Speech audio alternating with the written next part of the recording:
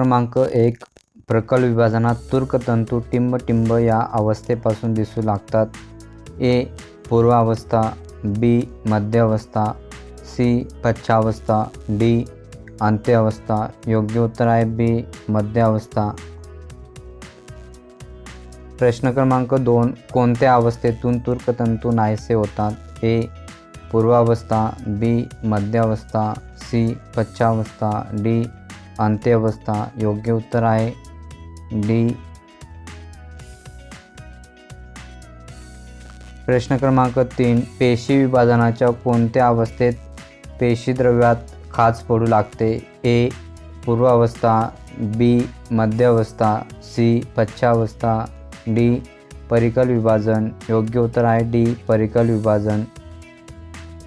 प्रश्न क्रमांक 4. कांद्याची वाढणारी मुळे सूत्री विभाजनाच्या प्रयोगासाठी योग्य नमुना का ठरतात? ए. मुळे वाढत असताना त्यातील पेशीचे जलद विभाजन होत असते. बी. काचपट्टीवर घेण्यासाठी मुळे हाच उत्तम नमुना आहे. सी. मुळांमध्ये सूत्री विभाजन चांगले दिसते, दुसऱ्या भागात नाही. डी.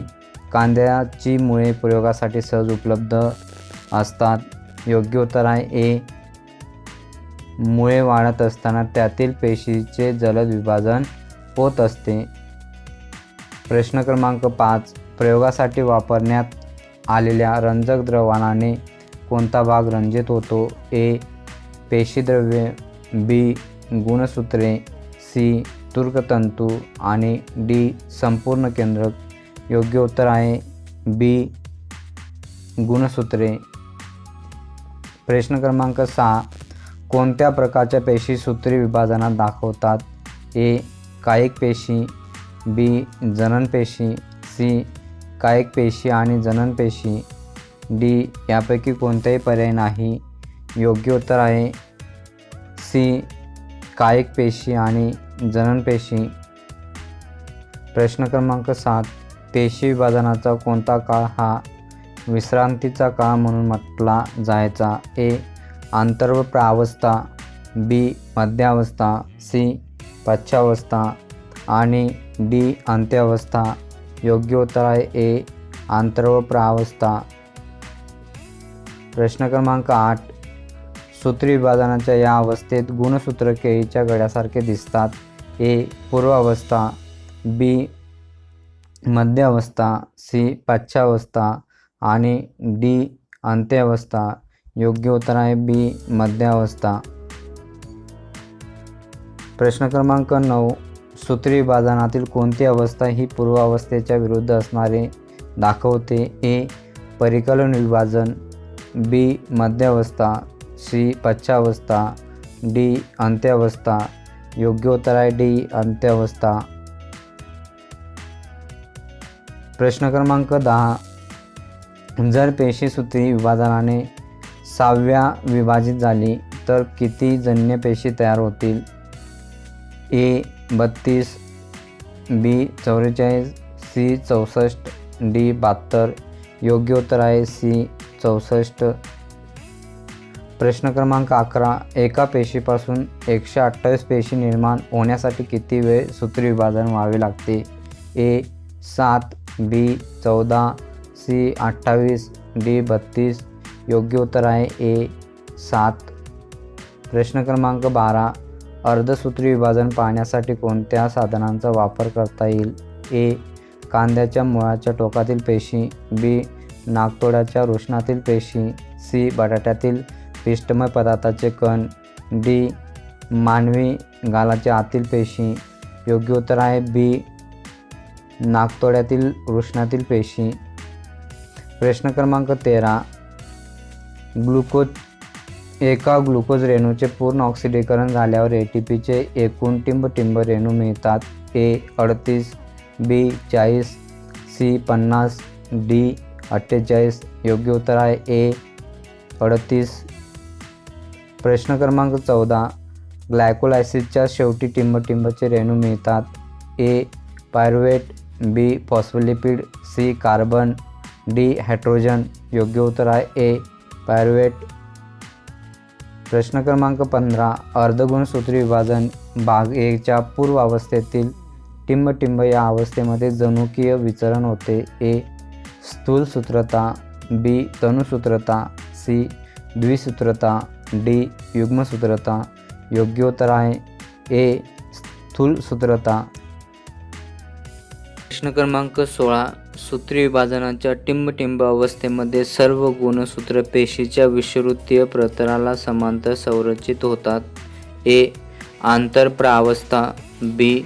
मध्यावस्था, सी. पश्चावस्था, डी. अंत्यावस्था.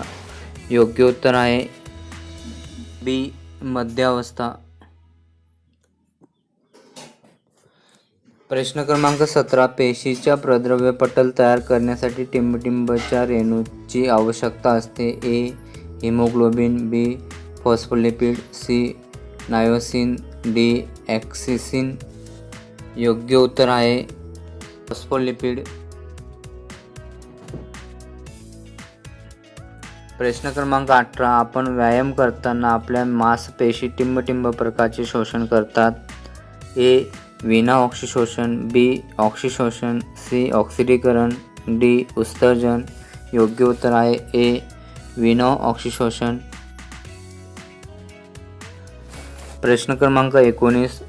जास्त प्रमाणात खाल्लेले कार्बोदके शरीरात यकृत आणि स्नायूंमध्ये टिंबटिंब स्वरूपात साठवली जातात. ए. ग्लायकोजनच्या, बी. ग्लुकोजच्या, सी. हिमोग्लोबिनच्या, डी. वरीलपैकी सर्व. योग्य उत्तर आहे ए. ग्लायकोजनच्या. प्रश्न क्रमांक 20. आपल्याला कार्बोदकापासून टिंबटिंब इतकी ऊर्जा मिळते. A. 9 kilo calories per gram, B. 4 kilo calories per gram, C. 7 kilo calories per gram, D. 10 kilo calories per gram. योग्य उत्तर आहे B. 4 kilo per calories gram. प्रश्न क्रमांक 21. प्रथिनांपासून सुद्धा प्रति ग्रॅम टिंबटिंब एवढी ऊर्जा मिळते. ए.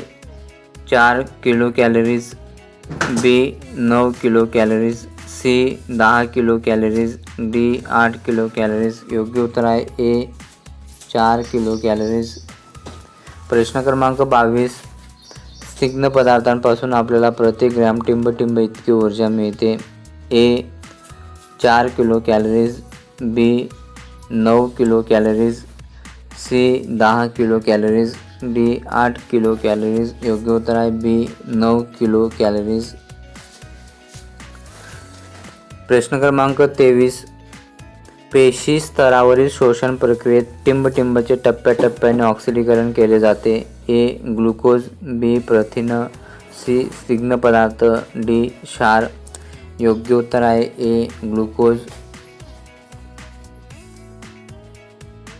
प्रश्न क्रमांक 24. ग्लुकोज विघटन ही प्रक्रिया टिंबटिंब या अंगकामध्ये घडते. ए. पेशीद्रव्य, बी. तंतुकणिका, सी. केंद्रक, डी. लयकारिका. योग्य उत्तर आहे बी. तंतुकणिका.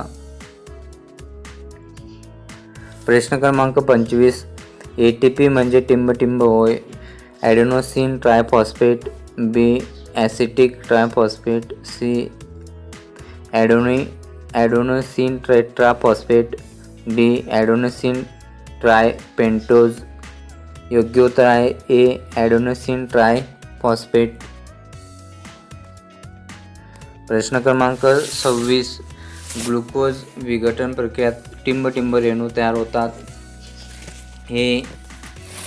NADH2, B. ATP, C. FADH2, D. H2O. योग्य उत्तर आहे सी. FADH2. प्रश्न क्रमांक 27.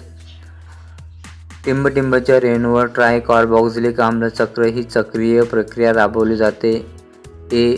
पायरुव्हिक आम्ल, B. NADH2, C. Acetic coenzyme A, D. FADH2. योग्य उत्तर आहे सी. ॲसिटिक कोएन्झाइम ए. प्रश्न क्रमांक 28. ट्रायकार्बोक्झिलिक आम्ल चक्र ही चक्रीय प्रक्रिया या शास्त्रज्ञांनी शोधून काढली. A. Jacob Panis, B. Galileo Galilei, C. Gustav Adam, D. Sir Hans Krebs. योग्य उत्तर आहे डी. Sir Hans crab. प्रश्न क्रमांक 29. खालीलपैकी टिंबटिंब हा टप्पा ऑक्सिशोषण या प्रक्रियेत नसतो. ए. इलेक्ट्रॉन वहन साखळी अभिक्रिया, बी. ग्लुकोज विघटन, सी. क्रेब चक्र, डी. किण्वन. योग्य उत्तर आहे डी. किण्वन. प्रश्न क्रमांक 30. पेशीच्या प्रद्रव्य पटल निर्मितीसाठी टिंबटिंबाचे रेणू आवश्यक असतात. A. Haemoglobin, B. Phospholipid, C. Myosin, D. ॲसिसिन. योग्य उत्तर आहे बी. फॉस्फोलिपिड. प्रश्न क्रमांक 31. त्वचेमध्ये टिंबटिंब नामक अमिनो आम्ल असते. ए. Melanin, B. प्रतिपिंड, सी. ॲक्टिन, डी. ॲसिन. योग्य उत्तर आहे ए. मेलॅनिन. प्रश्न क्रमांक 32. हाडामध्ये टिंबटिंब नामक अमिनो आम्ल असतं. ए. Melanin, B. प्रतिपिंड, सी. ॲक्टिन, डी. ॲसिन. योग्य उत्तर आहे डी. ॲसिन. प्रश्न क्रमांक 33. स्वादुपिंडामध्ये टिंबटिंब व टिंबटिंब नामक अमिनो आम्ल असतात. ए. Melanin, B. प्रतिपिंड, बी. ॲक्टिन, ॲसिसिन, C. Insulin, trypsin, D. Actin, myosin. योग्य उत्तर आहे सी. इन्शुलिन आणि ट्रिप्सिन. प्रश्न क्रमांक 34. स्नायूंमध्ये टिंबटिंब व टिंबटिंब नामक अमिनो आम्ल असतात. ए. मेलॅनिन, प्रतिपिंड, बी. ॲक्टिन, ॲसिसिन, सी. इन्शुलिन, ट्रिप्सिन आणि डी. Actin, myosin. योग्य उत्तर आहे डी. Actin, myosin. प्रश्न क्रमांक 35. रक्तामध्ये टिंबटिंब व टिंबटिंब नामक अमिनो आम्ल असतात. ए. हिमोग्लोबिन, प्रतिपिंड, बी. ॲक्टिन, ॲसिन, सी. इन्शुलिन, ट्रिप्सिन आणि डी. Actin, myosin. योग्य उत्तर आहे ए. हिमोग्लोबिन, प्रतिपिंड. प्रश्न क्रमांक 36. वनस्पतीच्या हरित लवकामध्ये आढळणारे टिंबटिंब हे विकरी निसर्गात सर्वात जास्त प्रमाणात आढळणारे प्रथिने होय. ए. कॅरोटीन, बी. इथोफिल, सी. Rubisco, D. मायोसिन. योग्य उत्तर आहे सी. रुबिस्को. प्रश्न क्रमांक 37. खालीलपैकी टिंबटिंब हे जीवनसत्व आम्लामध्ये विरघळते. या ठिकाणी पर्यायामध्ये उत्तर दिलेलं नाही. पर्याय क्रमांक ए. ए, बी, बी, सी, सी, डी, B2. योग्य उत्तर आहे ई. प्रश्न क्रमांक 38. खालीलपैकी टिंबटिंब हे जीवनसत्व जलद्राव्य आहे. ए. ए, बी, बी, सी, सी, डी, के. योग्य उत्तर आहे बी. प्रश्न क्रमांक 39. जीवनसत्व B2 हे रासायनिकदृष्ट्या टिंबटिंब असते. A. Riboflavin, B. Nicotinamide, C. Haemoglobin, D. Pantothenic आम्ल. योग्य उत्तर आहे ए. रायबोफ्लेविन. प्रश्न क्रमांक 40. खालीलपैकी टिंबटिंब हे संप्रेरक मेदाम्लापासून तयार होत नाही. ए. प्रोजेस्टेरॉन, बी. इस्ट्रोजन आणि सी. Insulin, D. टेस्टोस्टेरॉन. योग्य उत्तर आहे सी. इन्शुलिन. प्रश्न क्रमांक 41. अर्धसूत्री विभाजन टिंबटिंबमध्ये घडून येते. ए. कायिक पेशी, बी. मूलपेशी, सी. जननपेशी, डी. कायिक पेशी आणि मूलपेशी. योग्य उत्तर आहे सी. जननपेशी.